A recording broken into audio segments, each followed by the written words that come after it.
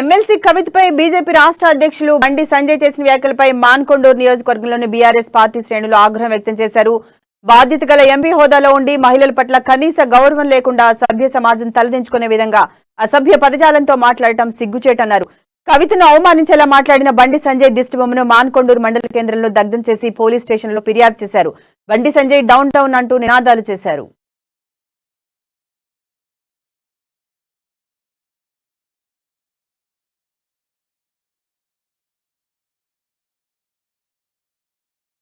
Bandi Sanjay MLC కవితక్క గారి మీద అసభ్య పదజాలతో మహిళని కూడా మహిళలను గౌరవపరచకుండా ఒక ఎంపీగా ఉండి ఒక రాష్ట్ర పార్టీ అధ్యక్షుడు ఉండి ఇలాంటి భాష వాడడం అనేది మన తెలంగాణ రాష్ట్రంలో ఒక రాష్ట్ర పార్టీ అధ్యక్షుడు ఎప్పుడు కూడా వాడలేదు.